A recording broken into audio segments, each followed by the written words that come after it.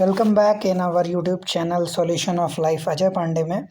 और मैं आप सभी का स्वागत करता हूं।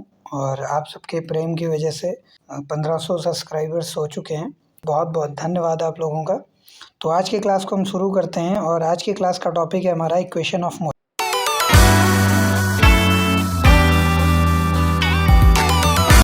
तो आज की क्लास को हम शुरू करते हैं और आज की क्लास का टॉपिक है हमारा इक्वेशन ऑफ मोशन।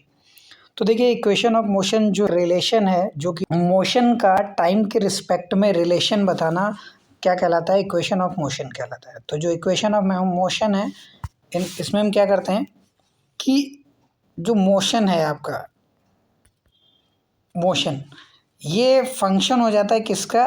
टाइम का। तो इसका जो सिस्टम हम डिराइव करते हैं उसे हम क्या कहते हैं? उसी को हम लोग क्या कहते हैं? हाँ, क्लियर है। तो मोशन को टाइम का फंक्शन हम जब डिराइव करते हैं तो कहीं ना कहीं हमें कई सारे इक्वेशंस मिलती हैं, जो कि जिनको हम इक्वेशन ऑफ मोशन कहते हैं। और आपने पढ़ा होगा कि कुछ कि न्यूटन्स जो इक्वेशन ऑफ मोशन है वो क्या है जनरली।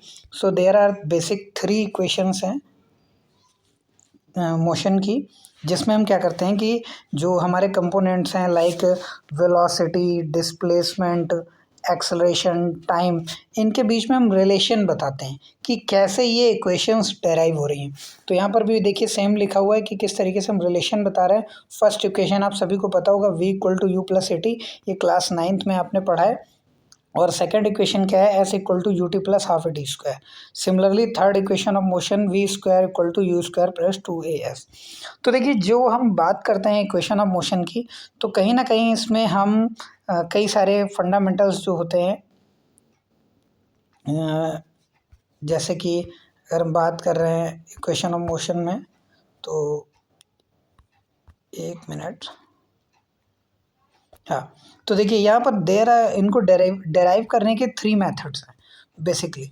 फर्स्ट मेथड है derivation of equation of motion bye simple algebraic method, जिसको आप क्लास 9th में आपने देखा होगा कि सिंपली बेसिक कैलकुलेशन आप देखते हैं कि वेलोसिटी क्या होती है या एक्सेलरेशन क्या होती है, उसके बिहाफ पे आप इसको डेराइव करते हैं। तो आपका ये फर्स्ट मेथड अलजेब्रिक मेथड हो गया। सेकंड मेथड है ग्राफिकल मेथड, जिसको आपने क्लास 9th में बहुत ही इंपॉर्टेंस वैल्यू दी होगी, और ये आपका क्लास 11th के लिए भी यूज़ होता है। ठीक है, क्लियर है। तो अब हम बात करते हैं नेक्स्ट की। तो यहाँ पर नेक्स्ट क्या है? नेक्स्ट जो हमारा आज का है, इम्पॉर्टेंट है, इसको मैं रेड कलर में कर रहा हूँ क्योंकि ये हमारे लिए बहुत इम्पॉर्टेंट है। Derivation of equation of motion by calculus method. Calculus में मैंने आपके लिए क्लास लिया था जिसमें आपको मैंने बताया था कि 2 मेथड होते हैं, एक इंटीग्रेशन और एक कैलकुलस में डिफरेंशिएशन। ठीक है, तो जो ये इंटीग्रेशन क्या होता है, डिफरेंशिएशन क्या होता है, मैंने प्रीवियस वीडियो में आपको बताया था कि कैसे इंटीग्रेशन और डिफरेंशिएशन जो बायो के स्टूडेंट हैं या फिज़िक्स के स्टूडेंट हैं या केमिस्ट्री के हैं, जिनके पास मैथ्स नहीं है, वो लोग भी इस तरीके से समझ सकते हैं उस वीडियो को देख के। ज़्यादा आपके लिए इम्पोर्टेंट नहीं है कि बहुत ज़्यादा आप इसको डीप में जानें। जितना आपके लिए रिक्वायर्ड है वो मैंने आपको वीडियो में डिस्कस किया है, आप उसको वहाँ से जाके देख सकते हैं। चलिए, तो हम लोग आज की वीडियो को शुरू करते हैं इक्वेशन ऑफ मोशन में।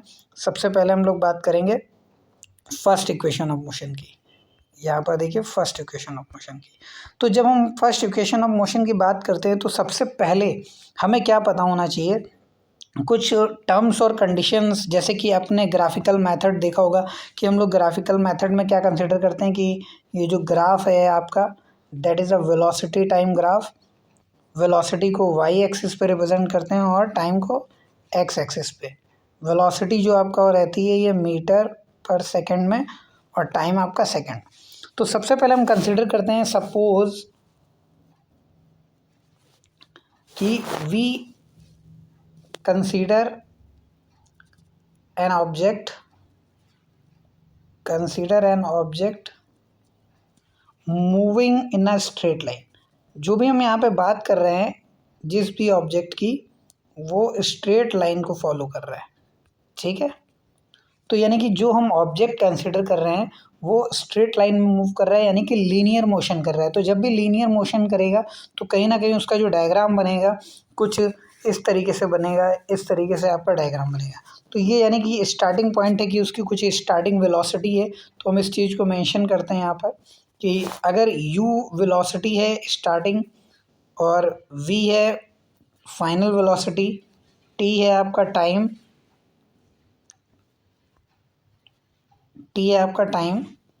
s है डिस्प्लेसमेंट और a है एक्सेलरेशन। तो ये सारी चीज़ें आपको पता होना चाहिए, इनिशियल वेलोसिटी, फाइनल वेलोसिटी, ठीक है, और a क्या है एक्सेलरेशन, t क्या है टाइम और s क्या है सेकेंड, डिस्प्लेसमेंट है यहाँ पे, ठीक है। तो यहाँ पे हम क्या कंसिडर करते हैं कि जो ये स्टार्टिंग पॉइंट है that is a initial velocity u t time, और consider an object moving in a straight line with constant acceleration, constant acceleration जो कि क्या है हमारा a। एक्सेलरेशन क्या होता है कि जो स्पीड चेंज है या वेलोसिटी चेंज हो रही है किसी भी बॉडी की वो सेम रह रही है, ठीक है। चलिए, तो क्लियर है यहाँ तक। तो ये आपका जो है ये एजम्पशन रहेगा, ये जब आप कंसिडर मान करेंगे तभी कहीं ना कहीं आप उन इक्वेशंस को वैल्यूएट कर पाएंगे और रिप्रेजेंट कर पाएंगे। अब आपको फर्स्ट इक्वेशन याद होगा क्या है कि फर्स्ट इक्वेशन क्या है, so v is equal to u plus a t. कई बार हम लोग कंफ्यूज हो जाते हैं कि क्या करना है इसमें, कैसे करना है। तो देखिए बेसिकली यहाँ पर देखिए कि हम फर्स्ट इक्वेशन में जब बात करते हैं तो एक्सेलरेशन की बात करते हैं। फर्स्ट इक्वेशन में हम क्या करते हैं, एक्सेलरेशन की बात करते हैं। अब आपको यहाँ पे मैं बता रहा हूँ कि फर्स्ट इक्वेशन प्रूफ करने जा रहे हैं हम लोग। यहाँ पे ध्यान से देखिएगा, बहुत इंपॉर्टेंट है और बहुत ईजी भी है, आप इसको आसानी से समझ सकते हैं। तो फर्स्ट इक्वेशन में आपका फॉर्मूला क्या होता है एक्सेलरेशन का, A is equal to change in velocity upon change in time, या यहाँ पर हम चेंज इन टाइम ना लिखकर क्या लिख सकते हैं, टाइम इंटरवल। क्या लिख सकते हैं, टाइम इंटरवल। तो जब हम इसको देखेंगे तो ये क्या लिख सकते हैं इसको, यहाँ पर चेंज इन वेलोसिटी का मतलब है फाइनल वेलोसिटी मतलब v और माइनस इनिशियल वेलोसिटी मतलब u, और टाइम इंटरवल का मीन्स है t2 माइनस t1। और ये t2 minus t1 v minus u का मतलब क्या है कि चेंज इन टाइम या चेंज इन वेलोसिटी। क्या मतलब है, change in velocity. So it could be written as, यहाँ पे चेंज इन वेलोसिटी का मतलब है डेल्टा v अपॉन, और चेंज इन टाइम का मतलब है डेल्टा टी। तो यही जो इक्वेशन आपकी आ रही है इसको हम यहाँ पर डायरेक्ट एक्सप्रेशन में यूज़ कर रहे हैं। तो यहाँ पर ध्यान से देखिए कि दिख रहा होगा आपको, क्लियर। देखिए, तो हम यहाँ पर डेरिवेशन करने जा रहे हैं फर्स्ट इक्वेशन ऑफ मोशन का बाई कैलकुलस मेथड। ये कैलकुलस मेथड जो है यहाँ पर integration method, integral method use हो रहा है, ठीक है ना यहाँ पर। चलिए आगे देखते हैं क्या है यहाँ पर। तो acceleration is the rate of change of velocity. हमें पता है कि rate of change of velocity को हम क्या कहते हैं, एक्सेलेरेशन। तो मैथमेटिकली उसको कैसे रिटर्न कर सकते हैं, A is equal to D we by D T. अभी मैंने आपको दिखाया प्रीवियसली कैसे लिखना है। तो अब आपको पता है कि ए इज इक्वल टू होता है d we by D t. Simply यहाँ पर अपॉन में 1 है, क्रॉस मल्टीप्लीकेशन करेंगे इसका,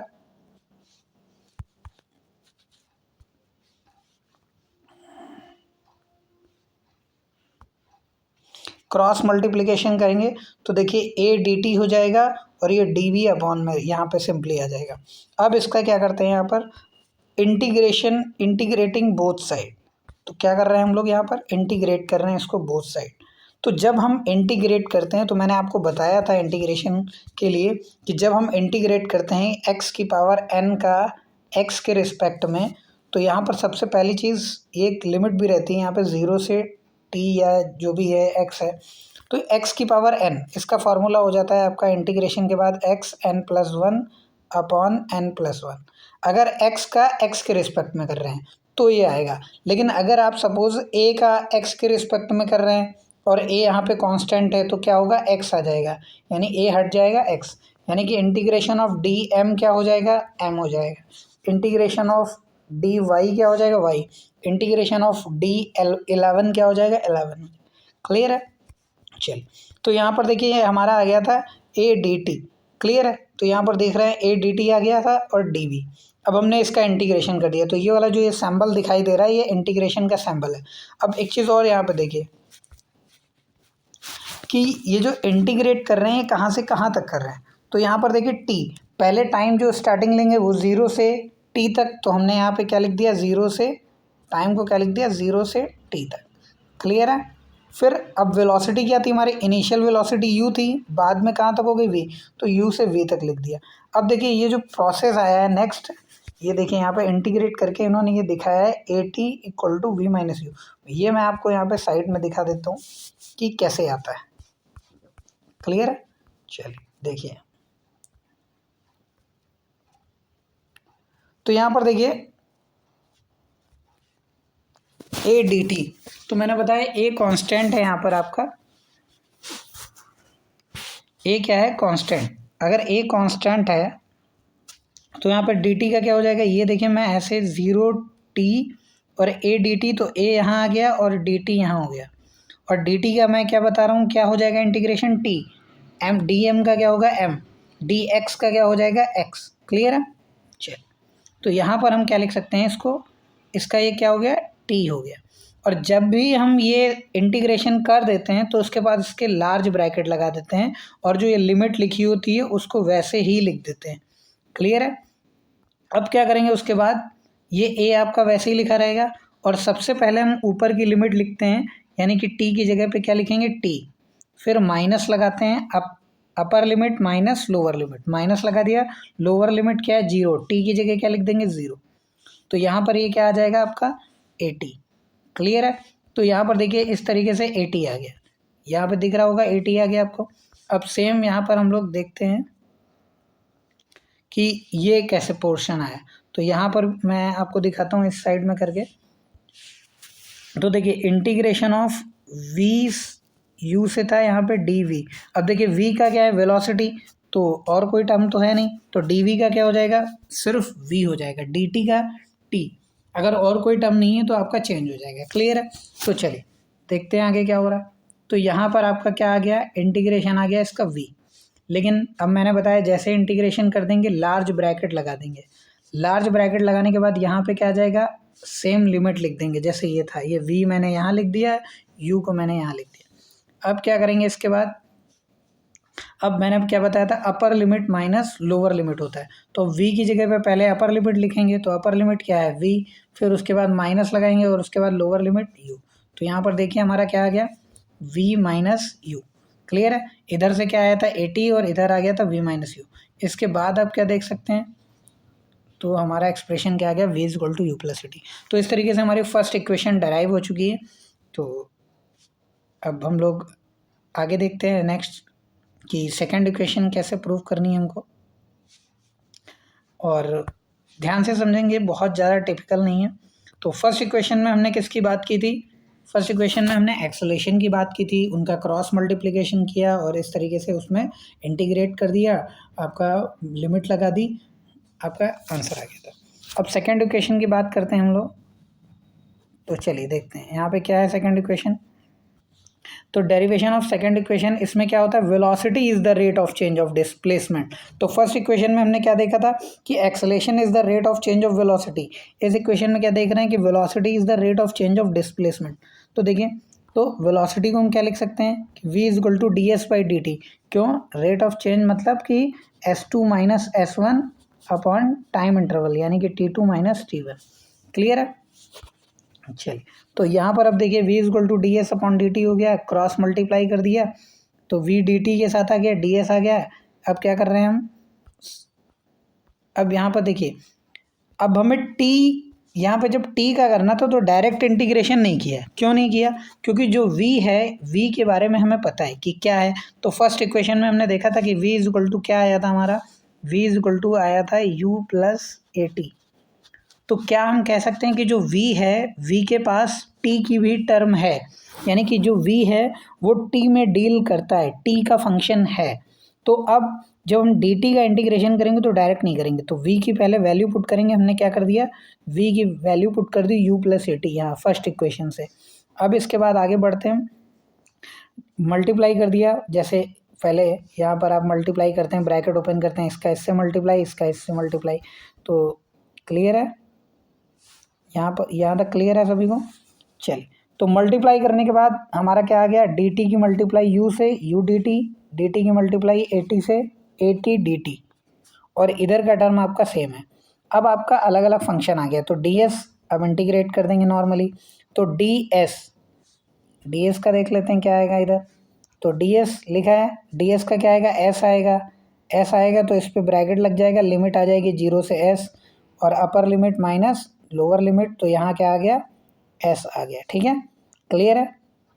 चलिए यहाँ पर देखते हैं, यू डी टी लिखा है, तो यू तो कांस्टेंट है, बाहर कर देंगे, डी टी का क्या हो जाएगा, यहाँ पर देखिएगा ध्यान से, इसका हम लोग कर रहे हैं 0 से टी, यू बाहर आ गया और यहाँ पे क्या आ गया, डी टी। तो अब u तो बाहर है आपका, dt का इंटीग्रेशन करेंगे तो क्या आ जाएगा आपका, t आ जाएगा, और सेम लिमिट लगा देंगे 0 से t। मैंने आपको बताया upper limit minus lower limit लगाते हैं तो u हो जाएगा, और यहाँ पे क्या हो जाएगा, t माइनस 0, और 0 का मतलब वहीं आ जाएगा, तो यहाँ आ जाएगा ut। तो हमारी जो फर्स्ट टर्म थी वो यहाँ पे s आ गई, सेकेंड टर्म क्या आ गई हमारी ut।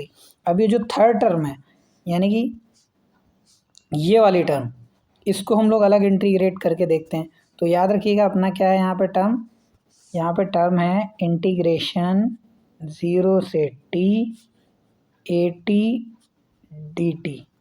तो देखिए टी टी तो सेम है, तो टी इसको तो पास रहने देंगे, ए को बाहर निकाल देंगे, तो ए यहाँ बाहर निकाल देते हैं, पहले ही निकाल देते हैं, इतना क्या बवाल करना। तो ये देखिए मैंने यहाँ से ए हटा दिया है और इसको कहाँ रख दिया, आगे यहाँ पे आ गया ए। अब मैंने अभी आपको एक फॉर्मूला बताया था x की पावर n, तो फिर से देख लेते हैं, यहाँ पर इस चीज़ को ध्यान रखिएगा।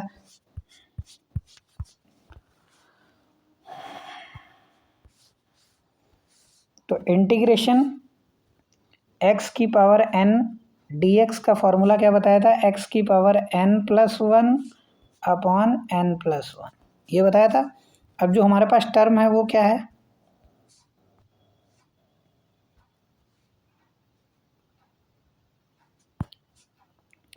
Integration t dt। तो देखिए x की जगह t है, क्लियर है, और यहाँ पे n की जगह क्या ले मान सकते हैं, 1। तो यहाँ पे क्या हो जाएगा, जब इंटीग्रेशन करेंगे तो n+1 यानी 1+1 अपॉन 1+1। यहाँ तक बात समझ में आ गई। यानी कि इसको जब आप सॉल्व करेंगे तो ये हो जाएगा t² अपॉन 2, क्लियर। अब फिर से वहीं चलते हैं अपनी जगह पे, पुरानी जगह पे। यहाँ पे क्या था, लिमिट कहाँ से कहाँ तक थी, 0 से t। तो यहाँ पे अभी आपने इसका इंटीग्रेशन किया था तो क्या आया था, t²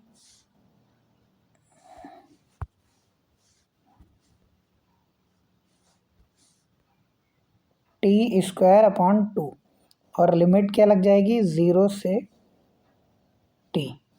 तो देखिए फर्स्ट टर्म में तो आपका यही आ जाएगा t² upon 2 minus 0 upon 2, clear है। तो ये तो 0 हो जाएगा आपका। तो क्या आ गया बाहर, क्या टर्म थी आपकी, a, तो यहाँ पे क्या आ गया बाहर, a था, तो ये आ गया at²। तो अब हम यहाँ पर देख सकते हैं इसको कि हमने जब इसका इंटीग्रेशन किया तो यहाँ से आपको क्या टर्म मिली थी,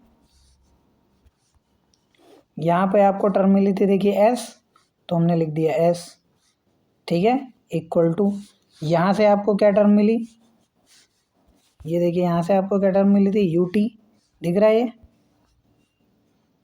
ये देखिए ut, सर दिख रहा है, बिल्कुल दिख रहा है सर, कैसी बातें कर रहे हैं, ut प्लस, अब इधर से अभी लास्ट में क्या मिला अपने को, सर ये at²/2 मिला, बिल्कुल सही है।